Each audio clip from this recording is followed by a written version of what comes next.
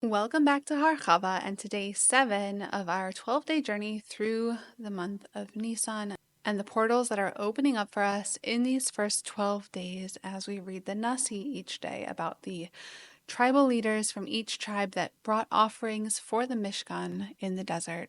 And there's something about this point in the cycle of Nasi that feels like things are really shifting, like we've been digging and releasing and softening for 6 days straight, and now we're being invited to rise up.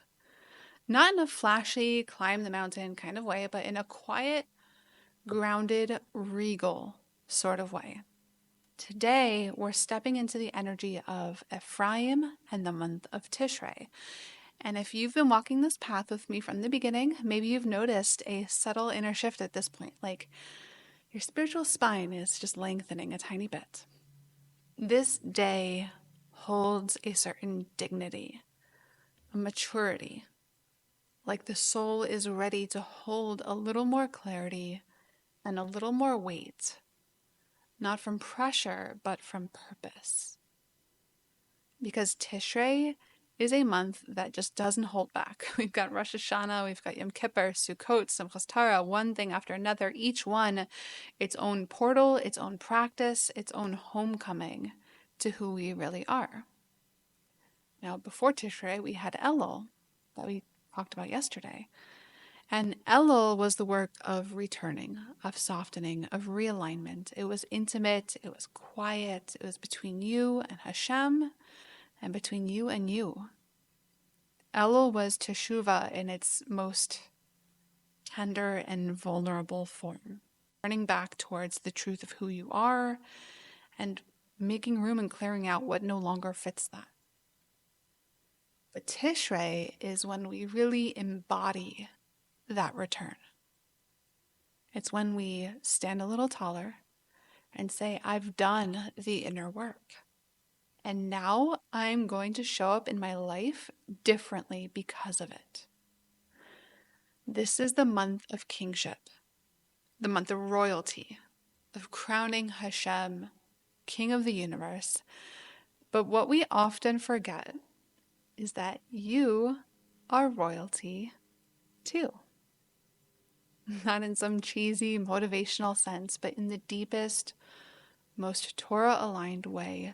You were created, B'Tselem Elokim, in the divine image, with choice, with free will, with the ability to choose to direct your life towards truth. And that means that Tishrei and the energy of today, where we're tapping into that Tishrei energy, isn't just about coronating Hashem. It's not just about crowning God as King of the universe. It's about crowning yourself. Crowning yourself as someone who takes responsibility for their own choices. Someone who walks with integrity. Someone who knows that you have the power to shape your life with intention. Not to control it. We don't control everything, but to live it with alignment. This is where Ephraim comes in. Ephraim didn't chase power. He didn't clamor for attention. He was simply ready. Yaakov looked at Ephraim and saw someone who was already walking in alignment with his essence. And because of that, he was able to receive that special bracha, that special blessing, and hold it. So today's invitation isn't about stepping into leadership in a conventional sense. It's not about being in charge of a team or a home or a business. We already talked about that. Today is really about stepping into your own sense of royalty. The quiet, unwavering knowing that once you're aligned, once you're remembering who you actually are, anything becomes possible. Not necessarily because you've earned it, because you are it. You are a chelik elka mimal mamish. You are an actual piece of the divine embodied in physical form in this universe. And that means that your clarity matters. Your choices matter. Your life is not random. It is a vessel for revelation of the divine. So the real question today isn't where should I step up and lead? We already covered that. Today is about asking what's possible for me when I stop pretending to be small and insignificant. What opens up when I choose to live like someone who carries divine light, who embodies divine light?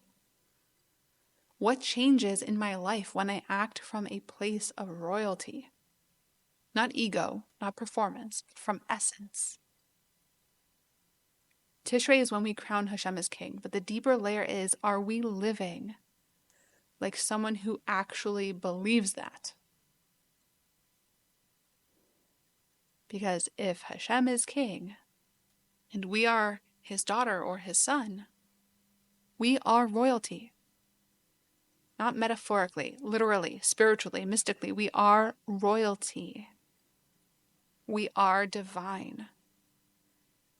And today is the day to remember that and to let it reshape how you walk around your life. So I want to invite you to pause,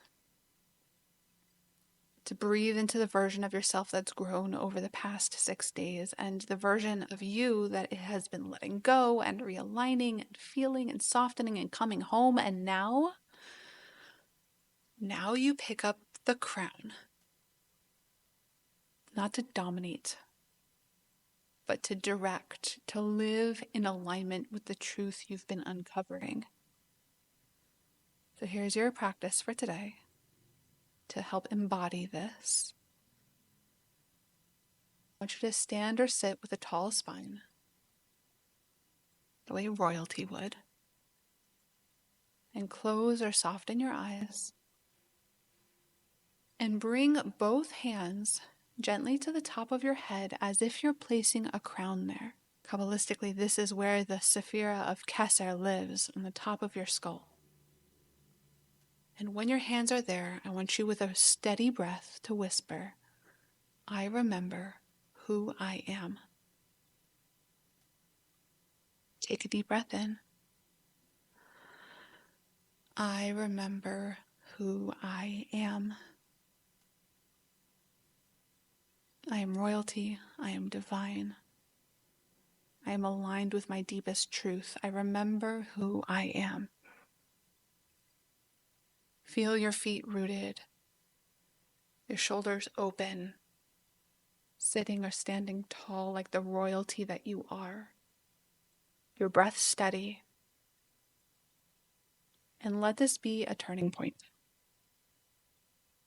Let this be the moment where remembering turns into choosing, the moment where your return becomes your royal reign. Because today is about owning your ability to choose, to decide, to align your actions with your essence. This is the work of crowning Hashem, not just with words, but with how we walk in the world. Because if we truly believe that Hashem is King of the universe, how do we show up in our lives differently because of that? Do we limit what we feel is possible for ourselves? Or do we know that if Hashem is truly King, anything is possible? So I'll leave you with journaling prompts, and I'll meet you for day 8 as we shift into the quieter holiness of Cheshvan and the beautiful, often overlooked energy of Menashe. But for now, take that crown, breathe into it, wear it like the royalty you are, and carry it forward with kindness. See you soon.